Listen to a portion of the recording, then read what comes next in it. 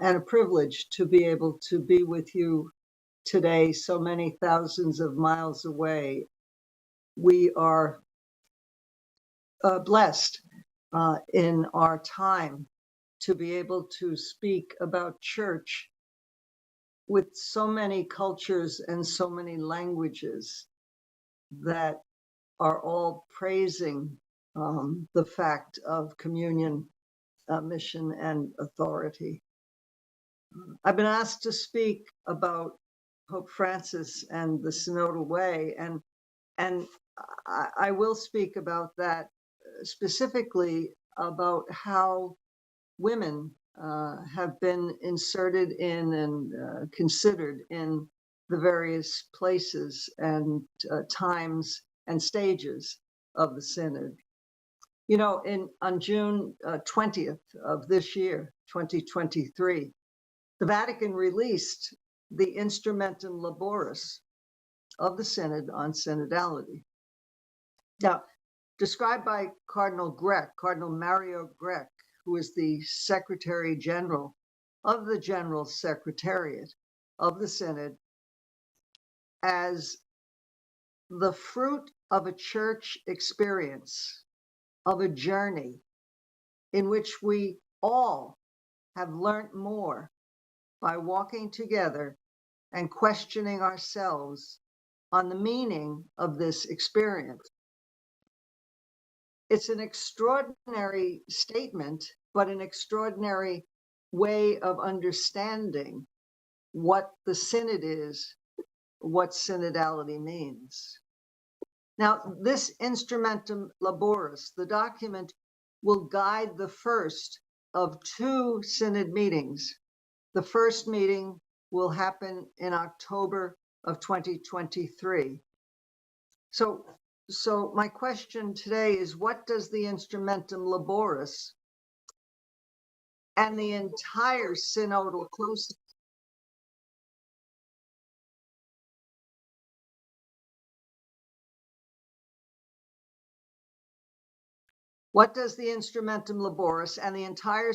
process so far say about women in the church and the possibility of women's ordination to the diaconate? As you have heard, I've done a little bit of work on women deacons. I was privileged to spend almost 5 months living in the Holy Father's house in Casa Santa Marta, on and off, while I studied with others, with actually 11 others, the meaning and the history and the theology and the anthropology of women deacons in our churches. So again, what does the Instrumentum Laboris and the entire synod process so far say about women in the church and the possibility of women's ordination to the diaconate?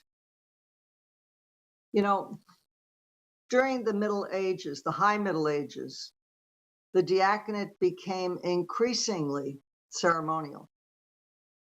By the 12th century, the order was primarily a step on the way to priesthood. Coincidentally, the charitable works of the church faded, even as the need for them increased.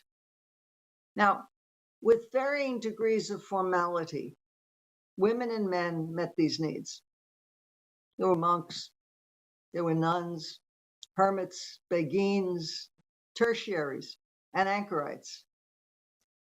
The following centuries, the ensuing centuries, enjoyed more responses, more different responses to the needs of the people of God, but calls for the restoration of the diaconate as a permanent vocation did not garner support at the Council of Trent. Now, meanwhile, the innovation of apostolic religious life as opposed to monastic life, cloistered life, apostolic religious life began and grew. Men and women religious took up works to provide diaconal ministries of the liturgy, the word, and charity, especially to people on the margins.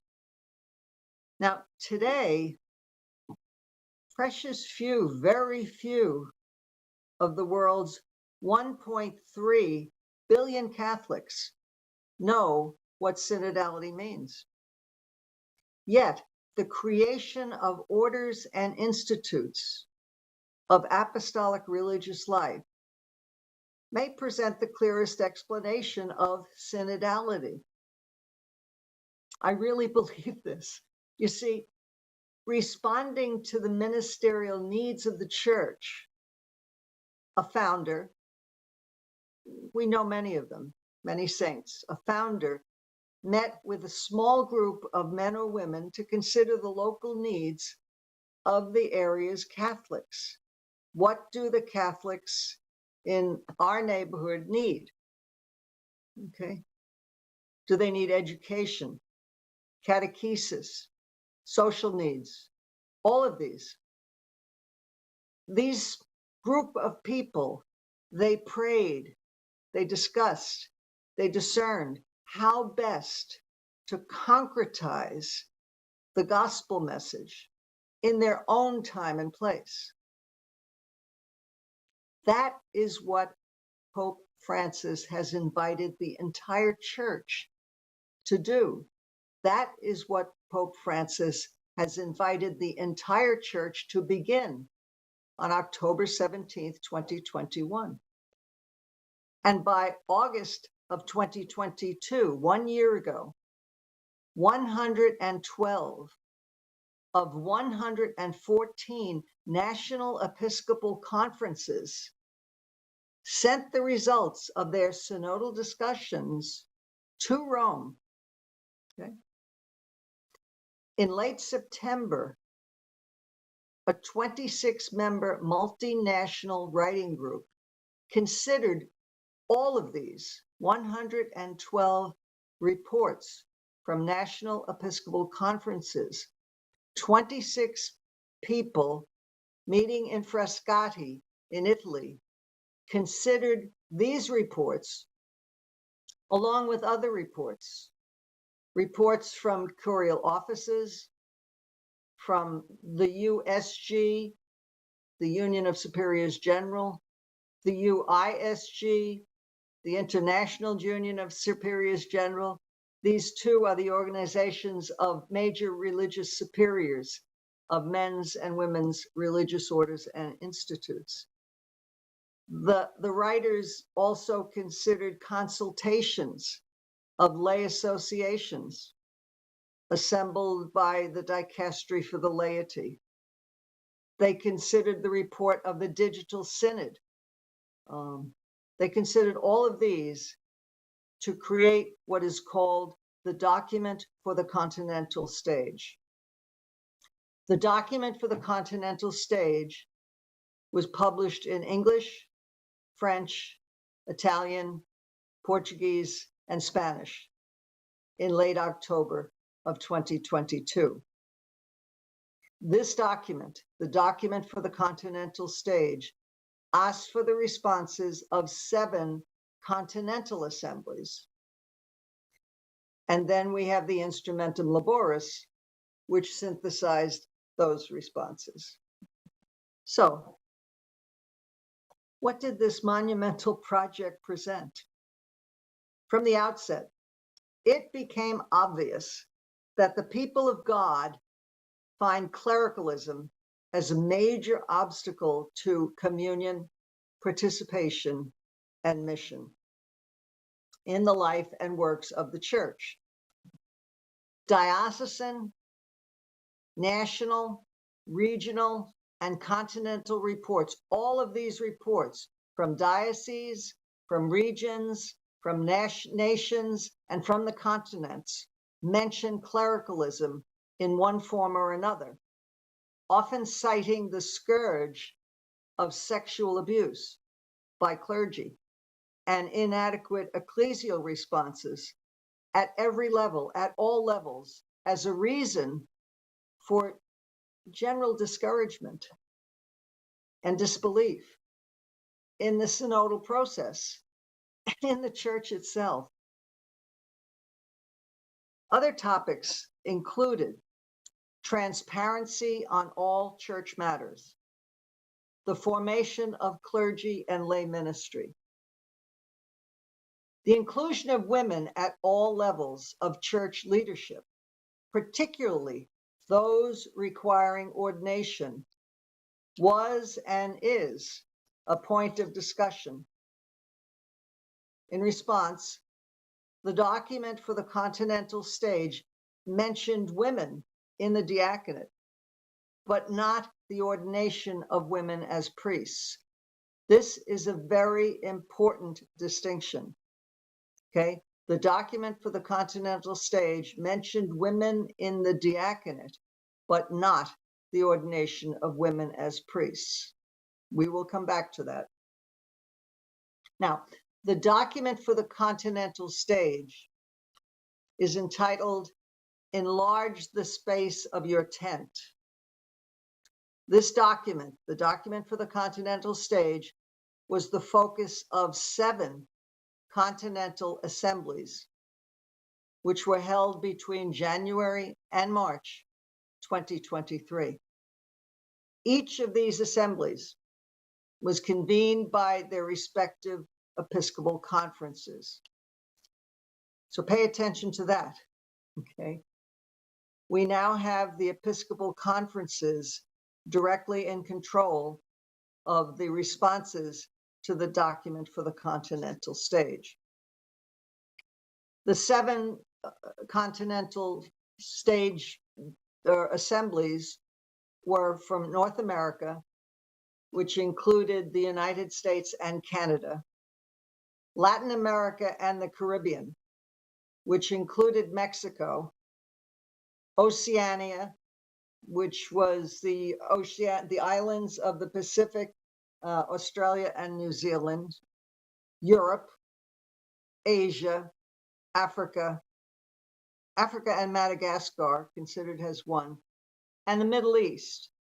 The Middle East was primarily the Synodal Assembly for the Middle East, and these provided a response.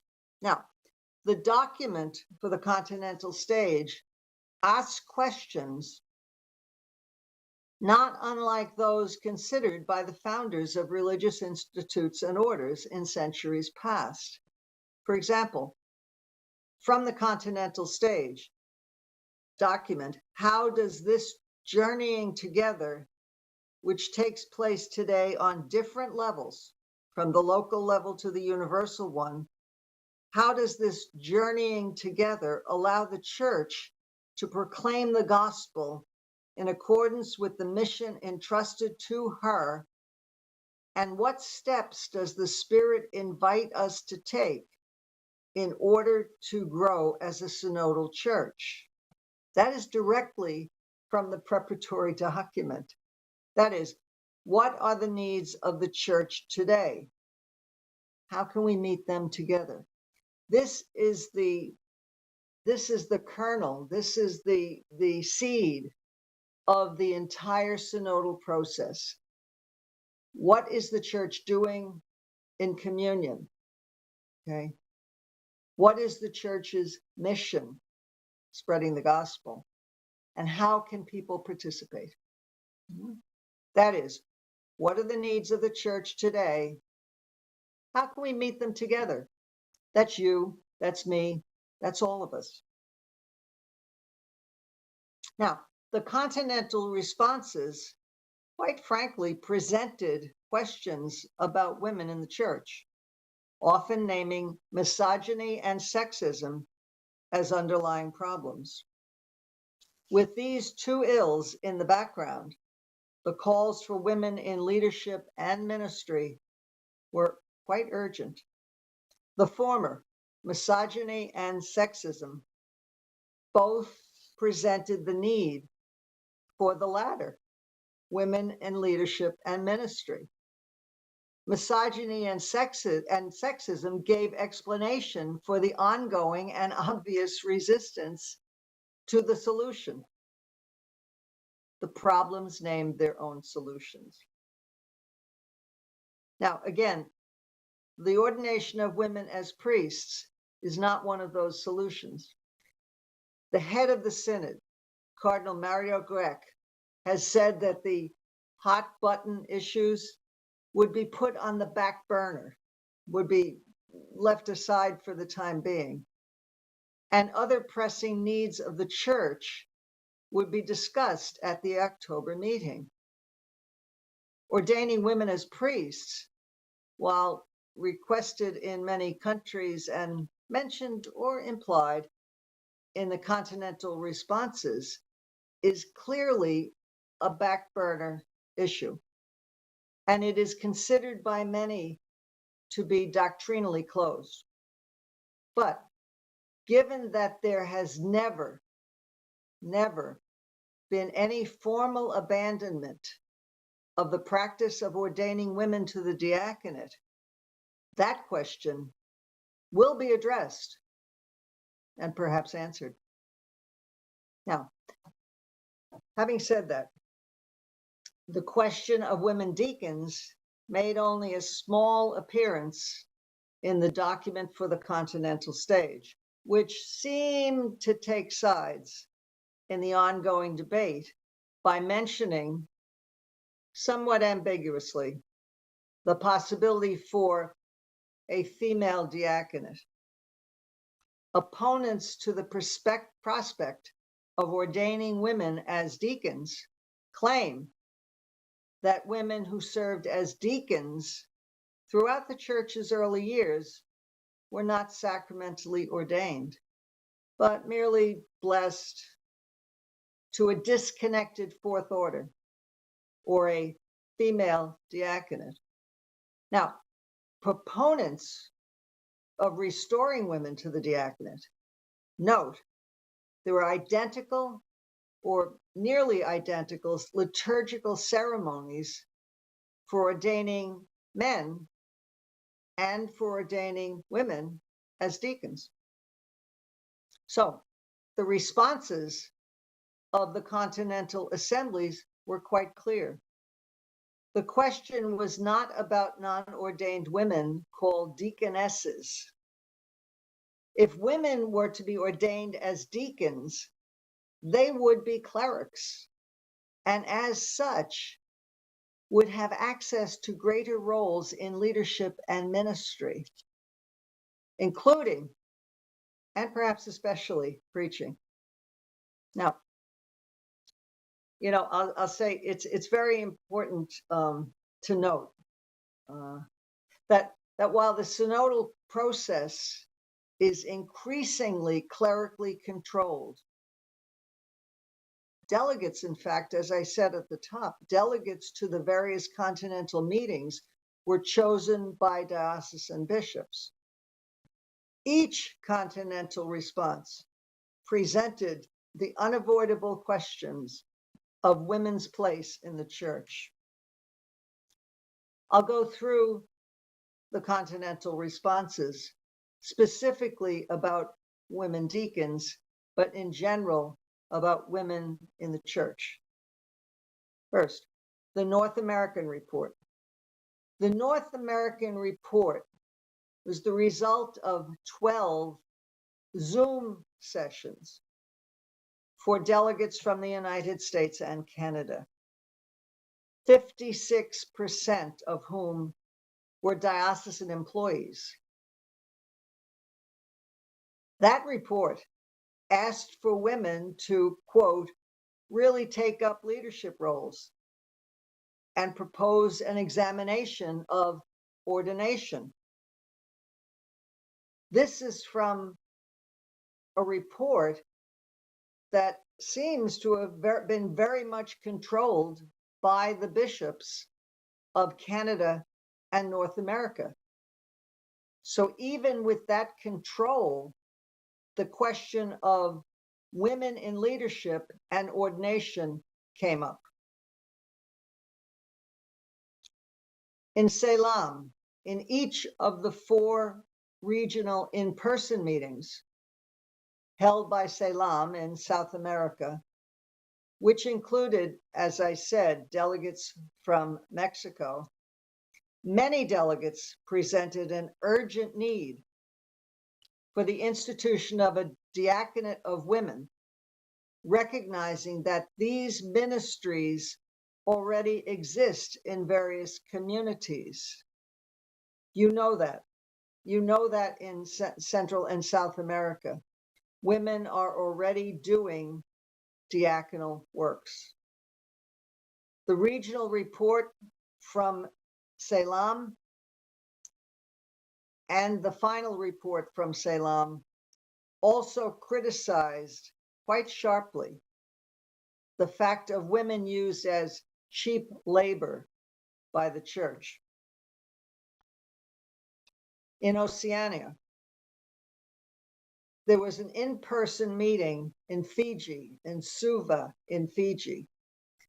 As the result of its in-person meeting in Fiji, the Oceania report decried the situations of women receiving substandard pay and suffering physical and emotional violence.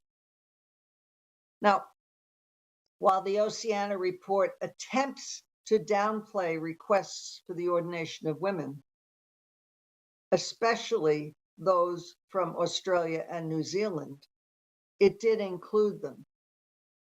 Again, recall that the regional assemblies were controlled by the bishops.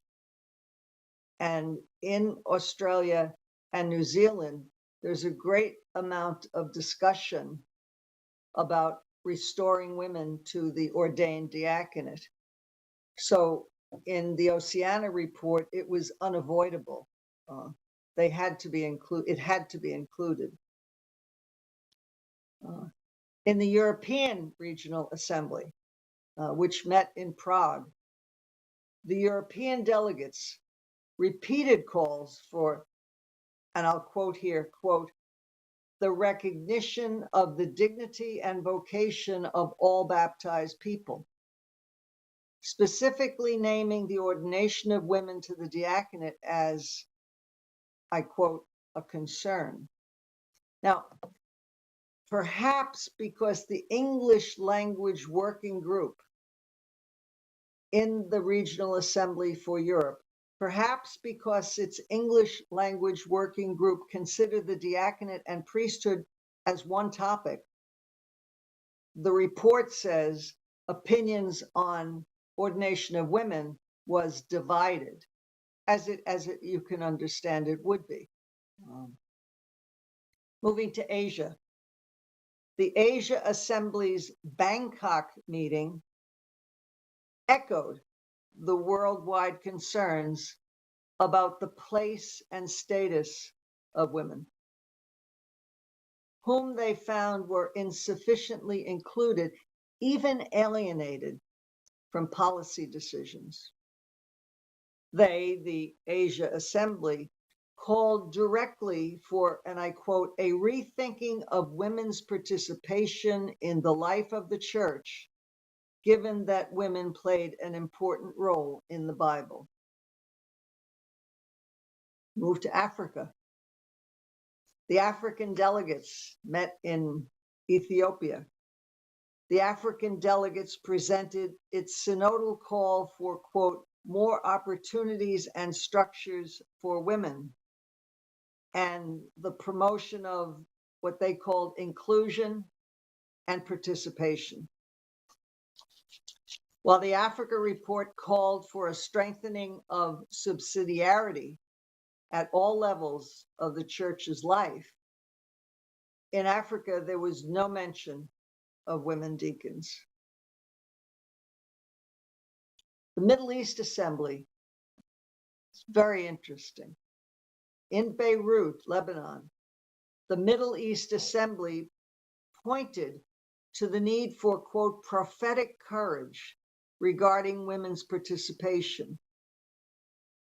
They wrote, quote, our respective churches should begin to reflect seriously on the reestablishment of the diaconate of women. That's very important. As you know, in Brazil, certainly in southern Brazil, there's a great Maronite community. And the assembly in Beirut included the Maronite church. And you know, the Maronite church determined at the 1736 Synod of Mount Lebanon that bishops could ordain women as deacons. Also, and I find this fascinating, in 1746, those canons from the Holy Synod of Mount Lebanon were approved in forma specifica, exactly as they were written by Pope Benedict XIV. As far as I can determine, those canons have never been abrogated, have never been overturned. So it's possible, I would think, to understand that in the Catholic Church, the Maronite Church, which is in complete and full communion with Rome, has the ability to ordain women as deacons. Okay. Something happened with the light here. Here we go. So, in sum, the 7 continental responses to the document for the continental stage were quite clear that women are ill-treated, even ignored by the church. Each of these reports, each noted that clericalism in all its forms contributed to, or in fact was, the direct cause of so much difficulty. Quite high on the list of antidotes is the improvement of seminary formation. And both directly and indirectly, all of the responses pointed to the restoration of women to the diaconate. Now, these responses to the document for the continental stage were sent to the synod offices in March and April of 2023, around Easter time. They resulted in the Instrumentum Laboris, the working document, which was published just last June of this year.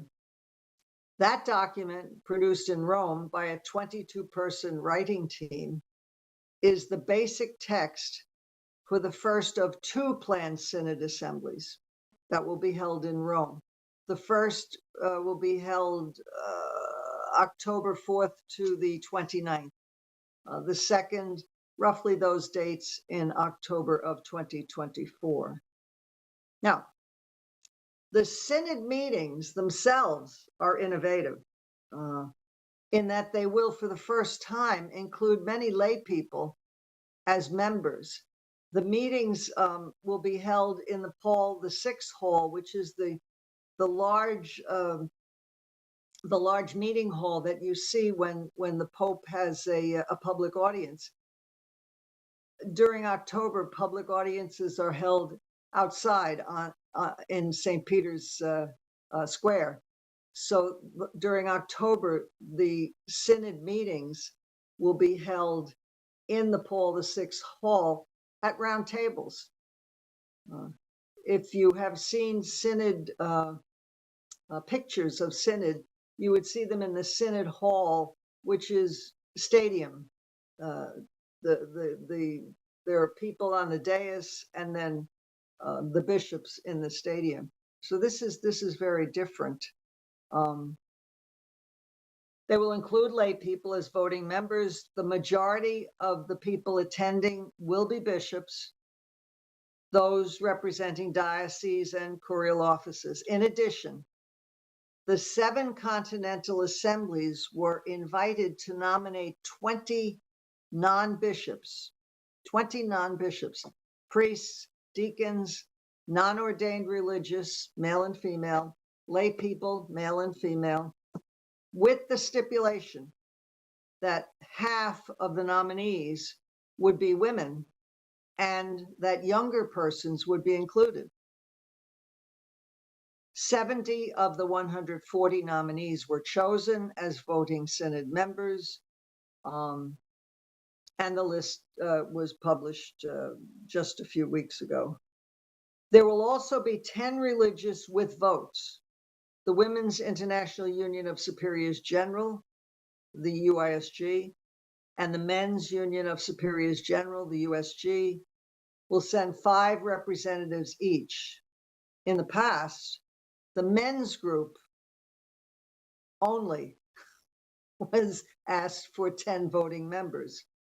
And most recently, 2 religious brothers, non-ordained men, voted at the Amazon Synod. So you can see there was a crack in the wall already.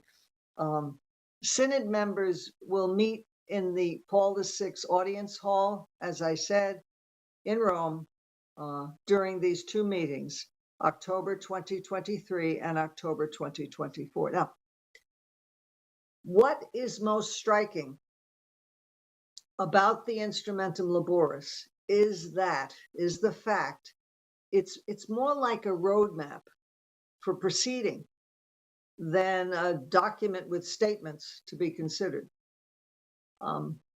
It's not unlike the spiritual exercises of St. Ignatius of Loyola.